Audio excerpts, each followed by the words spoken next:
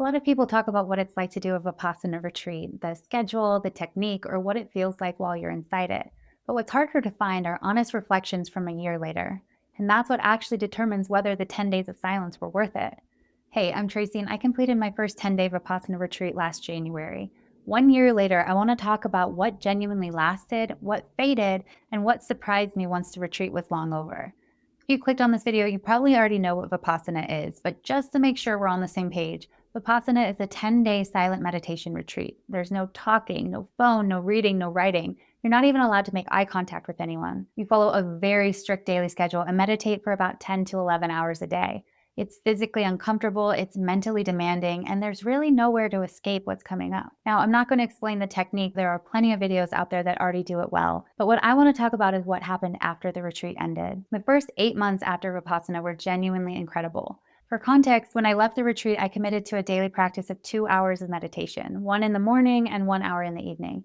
And I kept up with that consistently for the first few months. During that time, the effects were very noticeable. I was more alert and even stopped needing coffee. I still haven't had coffee in over a year. My awareness increased dramatically of what was happening in my body and my thoughts and how I was reacting. I was calmer in very noticeable ways. When an annoying coworker tried to throw me under the bus yet again, it no longer ruined my day. I could actually laugh about it and recognize it had way more to do with her than me. I could stay with uncomfortable moments longer without needing to escape them, which meant less TV, less wine, and far less emotional eating. And my thinking changed in very practical ways. I could catch myself when my mind started looping, replaying a conversation, anticipating a problem, or just spiraling. I could interrupt it before it ran on for hours.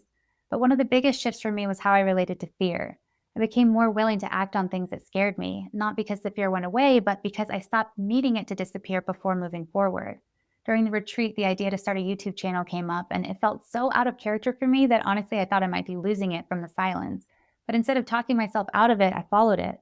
And not long after, I did something else I had never done before. I got up on a stage during a story slam and told a personal story in front of more than 200 people, despite having had intense public speaking fear for most of my life. From that point on, I approached decisions differently. I stopped letting fear or discomfort talk me out of anything. And that shift alone has opened a lot of doors, especially as I'm full-time traveling now.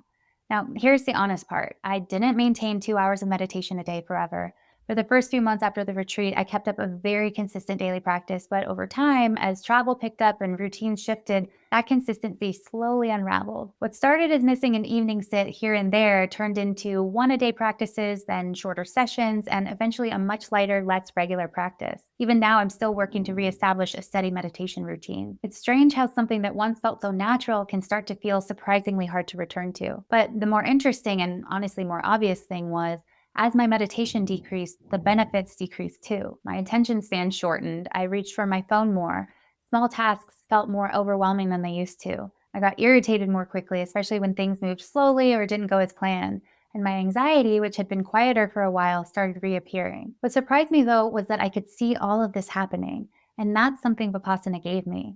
The awareness I gained from the retreat didn't disappear. It showed up as an ability to notice what was happening while it was happening instead of only realizing it afterward.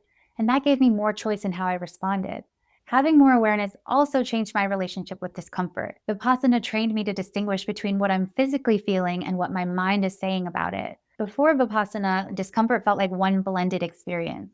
Sensation would show up and almost instantly my mind would jump in, labeling it as bad or wondering how long it would last, or telling a story about what it meant about me or the situation. Vipassana created a separation there, a pause.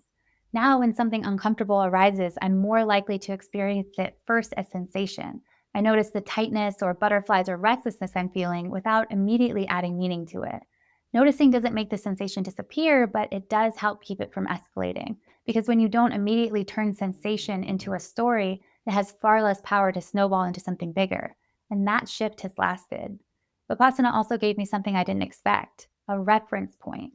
Doing something that demanding, 10 days of silence, meditating 10 hours a day, sleeping in a tiny room on a small cot, it changed how I see myself and what I'm capable of. It showed me that I can stay with things that are uncomfortable, unfamiliar, and mentally and physically hard. And that's mattered ever since. After Vipassana, things like walking the Camino de Santiago or staying in ashrams in India or putting myself in unfamiliar environments all felt easier because I already had proof that I could handle something difficult without needing to escape it. So when something feels intimidating now, I don't need to convince myself that it'll be easy. I don't need to hype myself up.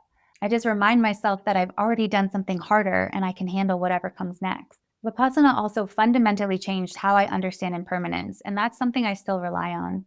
During the retreat, you don't just hear that everything is impermanent, you experience it over and over again in your own body. You sit with physical pain, you sit with restlessness, you sit with boredom and frustration and discomfort. And eventually you see that none of it lasts. That training stuck. And since then, I've had plenty of reasons to need it. Grief resurfacing from my cat's passing, moments of homesickness while traveling, discomfort in unfamiliar places, or stretches of time where things just feel heavy or unsettled. And when those feelings come up now, I don't panic about how long they're going to last. I don't assume that I'm going backwards or that something has gone wrong. I recognize them the same way I learned to on the retreat, as something passing through, not something that's wrong with me. Loss still hurts and discomfort still shows up, but it doesn't take over my entire life. And that's made a huge difference in how I live now. Vipassana also sharpened my intuition in very practical ways. When I'm making decisions now, especially big ones, I notice a clear difference between something that feels aligned and something that feels forced. That's guided everything from quitting my job to travel to choosing places to go to deciding how I want to spend my time while I'm there. I still think things through, I just don't ignore what my body and gut are telling me anymore. And that way of listening still guides how I move through my life now. A year later, what stayed wasn't perfection. It wasn't discipline. It wasn't calm on demand. What stayed was awareness, self-trust, and the ability to sit with what's uncomfortable or scary without running. And for me, that's been one of the most meaningful things I've ever learned. Vipassana is incredibly helpful if you're willing to be uncomfortable and curious. If you're open to seeing your mind clearly, not controlling it. But it's probably not helpful if you're looking for a spiritual high or instant peace. Vipassana didn't change my life overnight, but it did change how I move through discomfort, uncertainty, fear, and grief. And over time, that has changed everything.